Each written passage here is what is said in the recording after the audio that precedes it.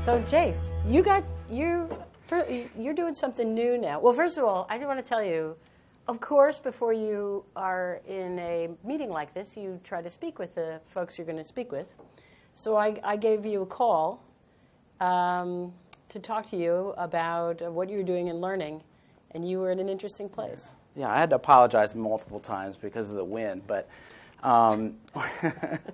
we were actually out in the middle of the field with a bunch of kids, so both college students and high school students, and we're applying real-life experiences in the desert. So when Mariette gave me a call, I said, hey, I'm sorry, I apologize, but it's a little windy here, and we're actually doing real inquiry-based learning using real-life experiences in our backyard. So, yeah, you were doing that for a new thing that you're doing called Pic Education. Yes. Tell us about that. Yes. Well, before I answer that question, I got goodies? visual. I got a goodie. Yeah, you got goodies. I got a goodie. Ah, nice. Let's I got see a this. goodie. Okay, so I'm going to give you this. Ooh.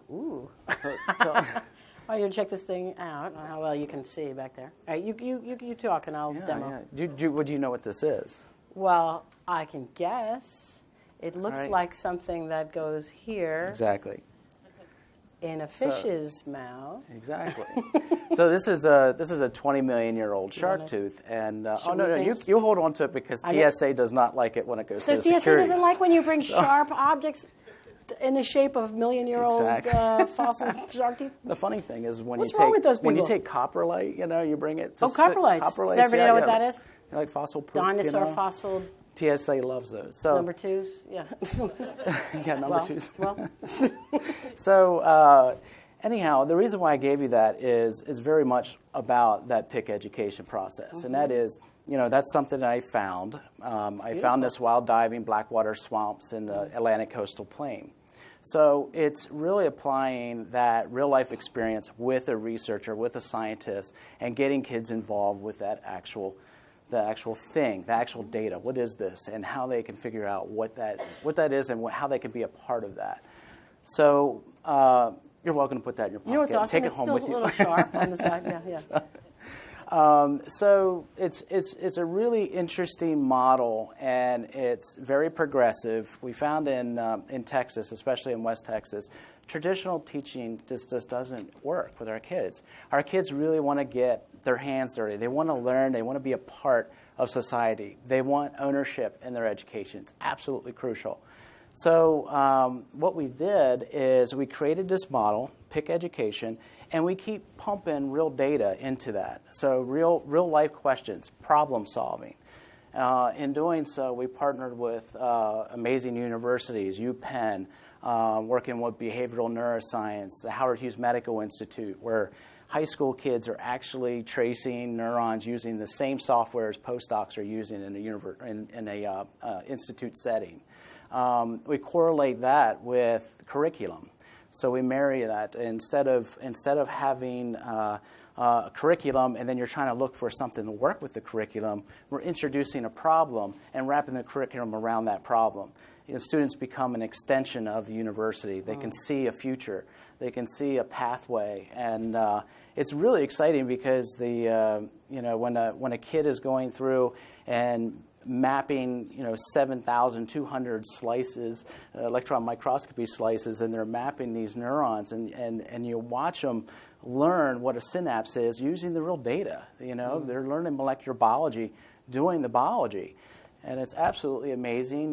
You have kids that are 4 years old that are going to be published in journals because they're working with ancient microfossils and stuff, and they're finding first occurrences of species. So aligning that with curriculum is absolutely crucial. So, yeah, well, there are two things I think that are kind of that I wanted to just ask you just as quick follow-ons. So you showed me the shark tooth. You're talking about fossil matrices, and I'd like you to speak a little bit about that. And then you also told me, what did you just ordered 5 cases of cockroaches or something when I talked to you. This also was part of the conversation. So we had. I'm going to set that out there and let you wonder about that for a minute. While you tell me about bringing these. Yeah, it's really incredibly interesting to kind of justify when you're You know, To when you're justify trying- how you put that on your TNA, or maybe it's not TNA request order. Yeah, so exactly. And why do we order a bunch of cockroaches? Well, again, with the Pic Education umbrella, we're trying to bring real researchers into the district,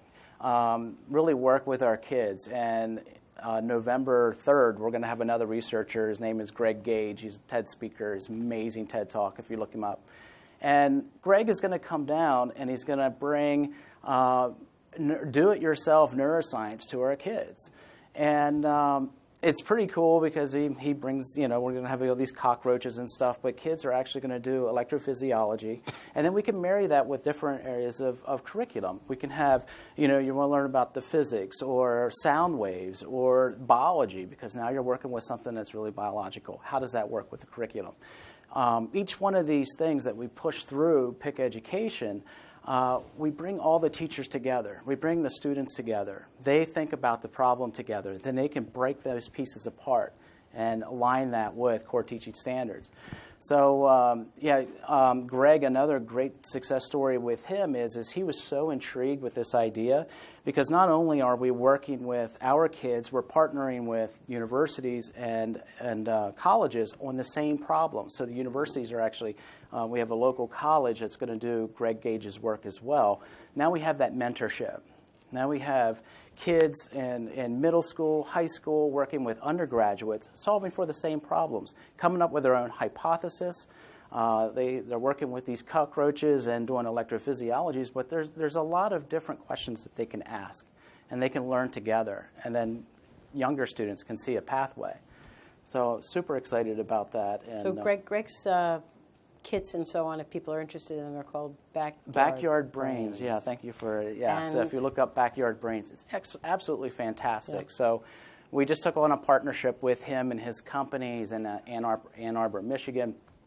And I think we can really kind of create a buzz and stimulate a different way of educating kids. And we're talking about bringing real problems to the classroom. I mean, we should be teaching kids how they're going to be in society. So if they're sitting there and you're working in a boardroom and you're trying to solve a problem together, we should be doing this in the classroom.